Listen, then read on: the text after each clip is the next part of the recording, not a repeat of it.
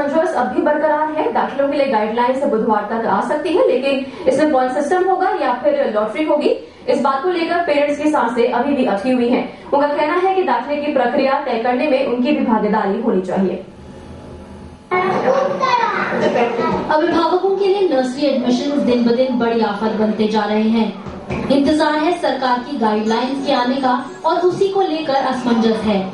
दाखिले पॉइंट्स पर होंगे या लॉटरी होगी या फिर कुछ और। सरकार ने इस बारे में केंद्रीय मानव संसाधन विकास मंत्रालय से राय मांगी है और उसी राय के आधार पर बुधवार को नई गाइडलाइंस आने की उम्मीद है। देखिए, हमने मोटा खाका तैयार कर लिया है।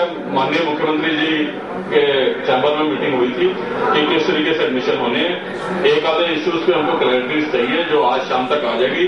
परसों जो है वेडनेसडे को हम लोग फॉर्मली एडमिशंस का क्या क्राइटेरिया हो उसको हम लोग अनाउंस कर देंगे और परसों हमारा नोटिफिकेशन भी जारी हो जाएगा। वहीं पेरेंट्स का कहना है कि दाखिलों में अगर उनका बराबर का हिस्सा है तो दाखिले की प्रक्रिया तय करने में उनकी राय क्यों नहीं ली जा रही। गवर्नमेंट को हमको पेरेंट्स को बुलाना चाहिए, गवर्नमेंट को डिस्कस करना चाहिए पेरेंट कम्युनिटी के साथ। कभी आज उन्होंने डिस्कस नहीं किया जब दोनों इक्वल स्टेक होल्डर हैं, पेरेंट्स और आपका स्कूल्स। आज तक कभी उन्होंने सरकार ने बुला के पूछा कि आप क्या चाहते हैं।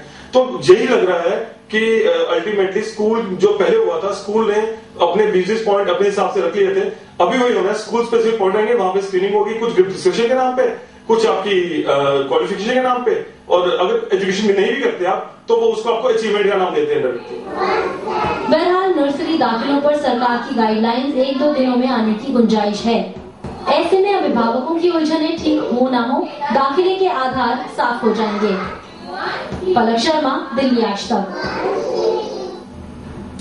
तो जो एडमिशन के मसले पर सरकार आखिरकार बुधवार यानी कल अपने पत्ते खोलने जा रही है। एडमिशन पर गाइडलाइंस आने जा रही हैं। सूत्रों की माने तो सरकार ने पुराने पॉइंट सिस्टम और ड्रॉ सिस्टम के बीच तालमेल बिठाने की कोशिश की है ताकि विवादों से बचकर सबको खुश रखा जा सके। नर्सरी एडमिशन कैसे हो, इस पर सरकारी गाइडलाइंस का इंतजार अब खत्म होने को है। लॉ डिपार्टमेंट की राय के बाद सरकार ने एडमिशन का नया फॉर्मूला तलाश लिया है। अभिभावकों के साथ प्रिंसिपल भी पॉइंट सिस्टम की सिफारिश कर रहे थे। इसे ध्यान में रखते हुए ड्रॉ सिस्टम को इससे जोड़ा जा सकता है कि हमारे पेरेंट्स को और विशेष करके सबसे अधिक बच्चों को, स्टूडेंट्स को कोई हैरेसमेंट नहीं होना चाहिए। तो जो उनके हित में सबसे ज्यादा है, चाहे वो नेबरहुड का क्राइटेरिया हो, सिबलिंग का क्राइटेरिया हो, लुमनाई का क्राइटेरिया हो, उन सबको मद्देनजर रखते हुए जो है हम लोग डिक्लेयर करेंगे कि किस तरीके की स्कीम बनानी है। इसके अलावा अनिवार्य शिक्षा के कानून के तहत सभी प्राइवेट स्कूलों में गरीब बच्चों को 25% आरक्षण दिलाना सरकार की प्राथमिकता होगी। यानी कि सरकार एडमिशन के पुराने पन्नों पर ही नई कहानी लिखने का मन बना रही है। वेडनेसडे को हम लोग फॉर्मली एडमिशंस का क्या क्राइटेरिया हो उसको हम लोग अनाउंस कर देंगे। नर्सरी एडमिशन अभिभावकों के लिए किसी बड़ी आफत से कम नहीं। ऐसे में सभी की नजर सरकारी गाइडलाइंस पर लगी हुई है। अब ऐसे में ये देखना बाकी है कि गाइडलाइंस पर लंबा इंतजार अभिभावकों की उलझन को बढ़ाता है या मिटाता है। शिक्षा के अधिकार को सही ढंग से लागू करने के साथ साथ सरकार के सामने सबसे बड़ी चुनौती है स्कूल और अभिभावकों के हितों के बीच में ठीक तालमेल बिठाना और साथ ही में यह भी सुनिश्चित करना कि नई गाइडलाइन मामले को सुलझाने की बजाय और उलझाना दे। कैमरामैन योगेंद्र सिंह और कुमार कुणाल के साथ अमित कुमार चौधरी, दिल्ली आज तक।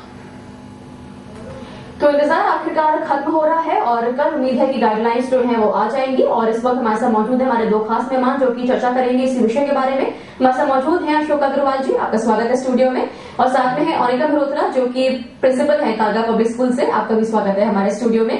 तो कहीं ना कहीं अब जो पूरा माहौल था कंफ्यूजन का, उस पर अब ब्रेक लगने जा रही है, लेकिन किस तरह की उम्मीद है यहाँ पर आप लगाए बैठे हैं? कोई जानकारी आपको मिल रही हो सूत्रों के हवाले से कि किस तरह की गाइडलाइंस यहाँ पर आने वाली है?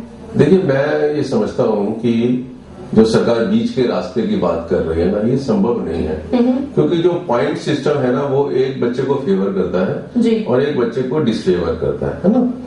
तो एक जो यूनिफॉर्म सिस्टम हो सकता है और जो राइट टू एजुकेशन की जो स्पिरिट है, भावना है, और बहुत क्लियर शब्दों में उन्होंने रैंडम सिस्टम और ये कहा है कि एक बच्चे को दूसरे बच्चे के प्रेफरेंस नहीं देंगे, वो क्लियरली ये इंडिकेट करता है कि आप ड्रॉप लॉट डिस्टेंस रखिए, नेबरहुड बहुत इंपॉर्टेंट है बच्चे के लिए, प्लस ड्रॉप लॉट रखिए। यही एक यूनिफॉर्म सिस्टम है जो सबको बराबर जो है फेवर करता है जी।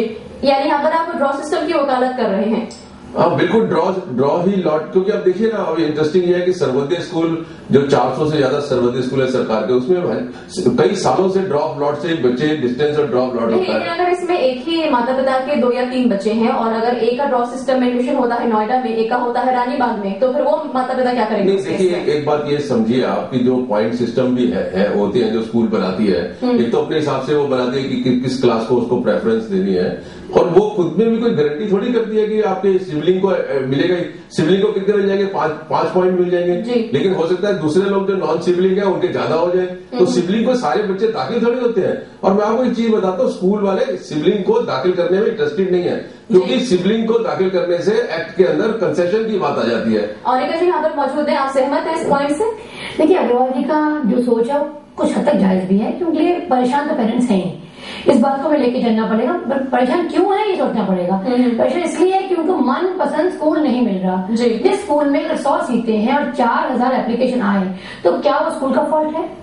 तो इसलिए जो अभी एजुकेशन मिनिस्टर निकालेंगे और सीएम निकालेंगे, वी आर श्योर दैट अच्छा रास्ता निकालेंगे, और 3, 4, 5 सालों से वही करते आए हैं और ऐसी कोई डिस्क्रिपेंसी नहीं रही।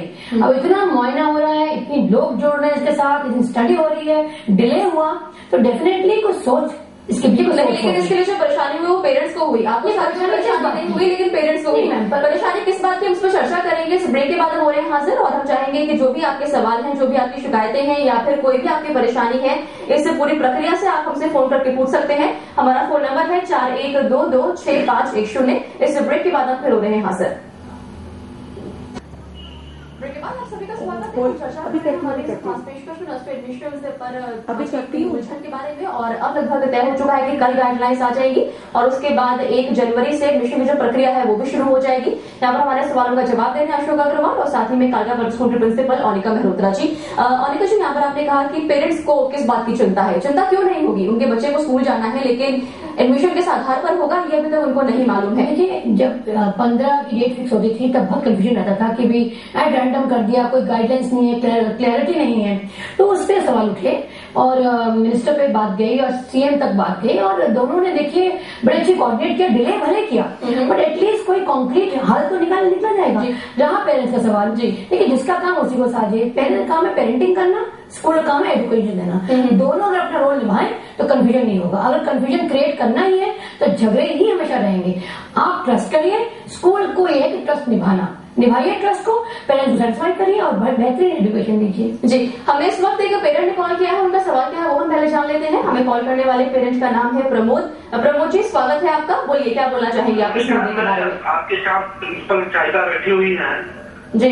मैं प्रिंसिपल चाहिदा से ये बात करना चाहूंगा कि जो क्राइटेरिया नर्सरी एडमिशन में आप लोगों ने बनाया है, पता चला बाल भारती द्वारका में बच्चे विकासपुरी जा रहे हैं, पता चला रेयान द्वारका का बच्चा रेयान बसंतपुर में जा रहा है, तो कुछ डिस्टेंस का भी क्राइटेरिया है या नहीं?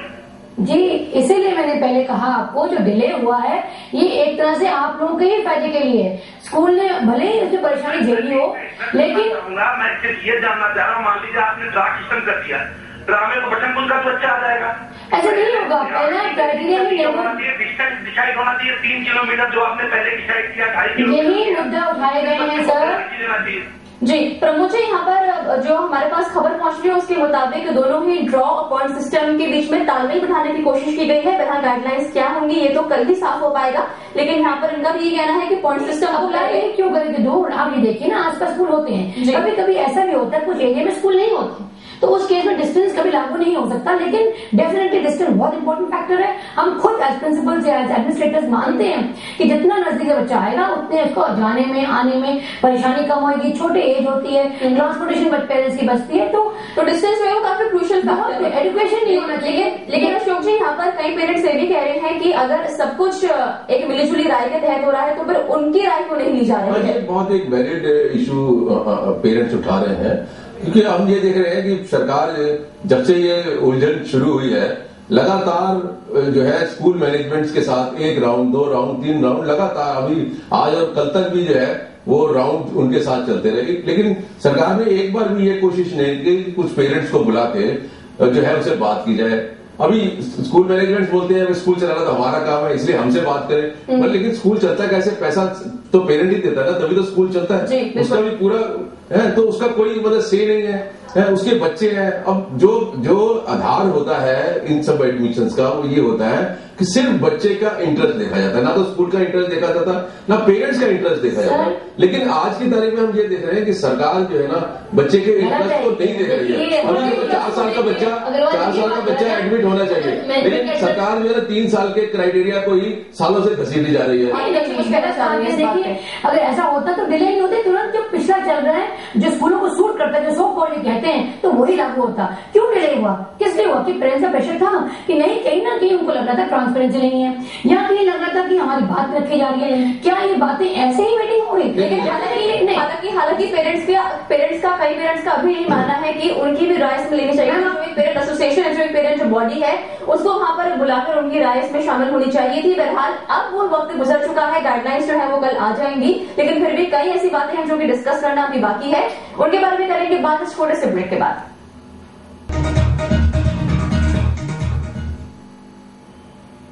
तो नर्सरी में दाखिले के लिए गाइडलाइंस क्या होंगी, इस पर तस्वीर कल साफ हो जाएगी। और यहाँ पर ये वाली बात निकलकर सामने आ रही है। राइट टू एजुकेशन एक्ट के तहत 25% बच्चों को आपको मुफ्त शिक्षा स्कूल में देनी होगी। ये प्रावधान इस बार किया गया है। तो वो जो 25% आप लोगों को मुफ्त शिक्षा देंगे, उसका पैसा फिर आपको सरकार की ओर से मिल रहा है। 15% था तो कर रहे थे, लेकिन उसी बात में फीस हाइक भी मुद्दा उठे और टीचर्स की 6 पे कमीशन भी बीच में आ गए, तो काफी हुआ। उस चक्कर में शायद स्कूलों ने बहुत हाइक किया, वो भी एक तरह से जो नॉर्मल जनरल कैटेगरी पर लोड पड़ा। तो गवर्नमेंट देती है पैसा, ऐसी बात नहीं है, बकायदा लिस्ट मांगी जाती है, लेकिन जो पैसा आता है वो उस हिसाब से कॉम्पेंसेट नहीं होता।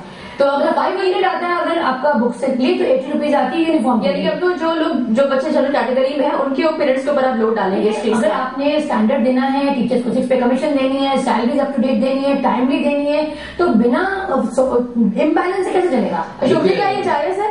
ये जायज है? आपको लगता है ये जायज है? बहुत ही इम्पोर्टेंट एस्पेक्ट है हमारे हेल्दी एटमोस्फेयर के लिए कि 25% जो कमजोर वर्ग के बच्चे हैं ना वो इन पब्लिक स्कूल्स में जाए, जिससे कि हमारा कॉन्स्टिट्यूशन में भी लिखा है कि अमीर और गरीब के जो गैप है। लेकिन जो पैसा सरकार की ओर से फंडिंग के तौर पर आ रहा है उसके लिए काफी नहीं है। देखिए ये एक गलत धारणा है कि जब अगर थोड़े से बच्चे एडिशनल आ जाएंगे तो स्कूल पे खर्चा बढ़ जाएगा। आप देखिए, मैं आपको बताता हूँ, 1 मिनट आप थोड़ा सा सब्र करें कि कोई उसमें एडिशनल इंफ्रास्ट्रक्चर का खर्चा नहीं होगा, टीचर्स की जरूरत नहीं है, क्लासरूम्स नहीं बढ़ेंगे, उन्हीं में बच्चों को उन्होंने एडजस्ट करना है। तो और उसके बाद आपको सरकार एक बहुत सब्सटेंशियल अमाउंट उन बच्चों का दे रहा है। नहीं,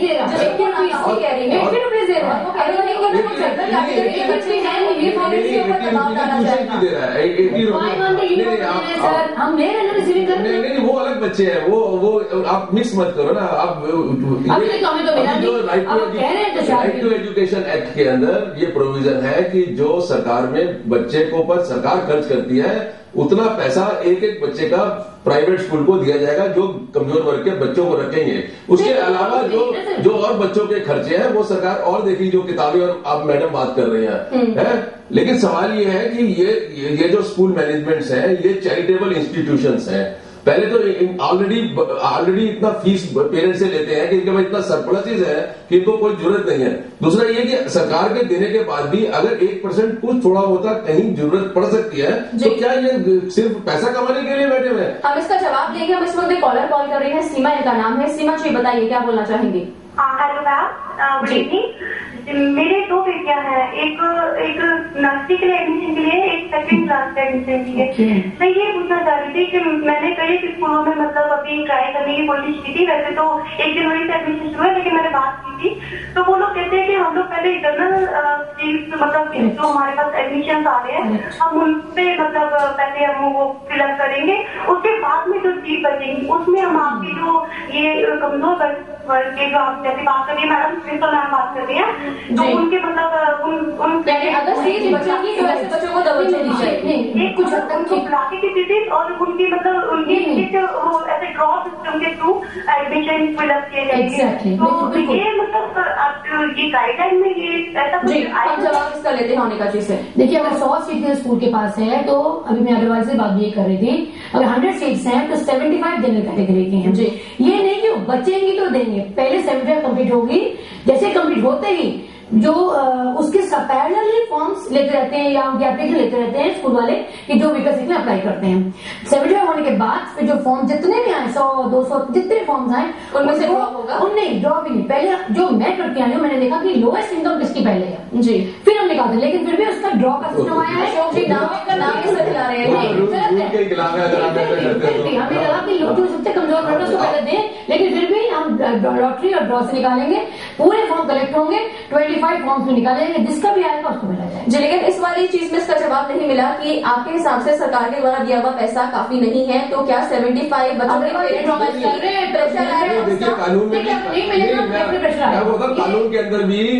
कानून के अंदर जो सुप्रीम कोर्ट ने लॉ लेट डाउन किया है उसमें भी एक बच्चे का खर्चा दूसरे बच्चे के ऊपर स्कूल नहीं डाल सकता। तो 75% बच्चों से तो ये 1 रुपया भी उस अकाउंट में नहीं ले सकते, और अगर ये लेंगे या सरकार इनको अलाउ करेगी तो ये मामला फिर कोर्ट में सोल्यूशन क्या है?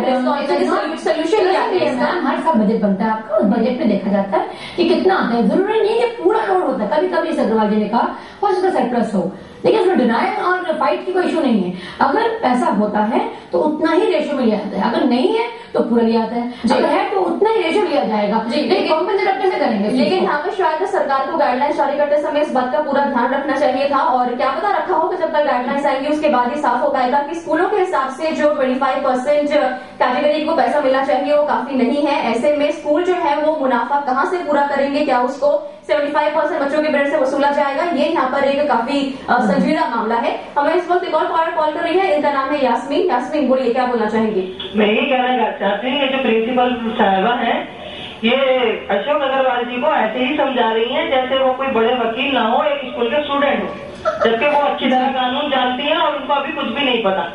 और जितनी भी बात है अशोक अग्रवाल जी अपने पेरेंट्स का ही भला सोच रहे हैं और ये अपने स्कूल का भला सोच रही है। 25% बच्चे जो गरीब हैं जिनकी ये फीस कह रही है कि बढ़ाकर लेंगे, तो इसकी जिम्मेदारी सरकार की है, ना कि उन पेरेंट्स की जिनकी फीस के बढ़ाते चले जाते हैं साल दर साल। इससे परेशानी उन पेरेंट्स को होती है कि आगे बच्चों के फ्यूचर में क्या बचेगा उनके पास, कुछ भी नहीं। बिल्कुल, इसलिए ही यहाँ पर हम समाधान की बात कर रहे हैं। अनिका जी, अगर आपको शिकायत सरकार से तो सरकार के पास जाइए ना, आपसे बात है स्कूल के बच्चों के माँ बाप से पैसा क्यों वसूल करें? बोला गया है डेफिनेटली, देखिए कॉम्पेंसेट कोई तो करेगा डेफिनेटली। मैंने आपको स्टार्टिंग में कहा था क्यों करें, स्टार्टिंग में अपने बच्चे की तो स्कूल की फीस देंगे, रूल आया है तो कहाँ से उनके इंतजाम किया जाएगा, या ऐसे छोड़ दें? मेरा कहना तो ये है कि 25% की तो सरकार देगी। मुझे तो लगता है कि बाकी 75% के भी सरकार को देना, जिसे कॉन्स्टिट्यूशन में जो बच्चे का राइट है फ्री कंपल्सरी एजुकेशन हर एक बच्चे का इस देश में, वो हम रियलाइज कर सके। मुझे लगता है हमें वहां तक पहुंचना पड़ेगा कि 100% स्कूल एजुकेशन जो है वो फ्री हो और सरकार करता है। ये तो खैर बहुत बात की बात है। बहरहाल आप दोनों का शुक्रिया, समय हमारे पास कम है, शुक्रिया आपने इस चर्चा में हिस्सा लिया। तो यहाँ पर कल गाइडलाइंस आ जाएंगी और उम्मीद की जा रही है कि गाइडलाइंस जो है वो स्कूल और पेरेंट्स दोनों के मन मुताबिक यहाँ पे जारी की गई है। लेकिन जहां तक जो ये वाली बात है इसका समाधान अभी निकलना बाकी है। अगर स्कूल फिर से अपनी मनमानी करेंगे और उस तरीके से फीस हाई करते रहेंगे तो सरकार को इसमें इंटरफेयर करना पड़ेगा और कोई ना कोई यहाँ पे रूल लागू करना पड़ेगा ताकि पेरेंट्स के ऊपर एक्स्ट्रा पैसे का दबाव जो है वो ना बढ़ने पाए। अभी के लिए फिलहाल इतना ही। आप देखते रहिए दिल्ली आज तक।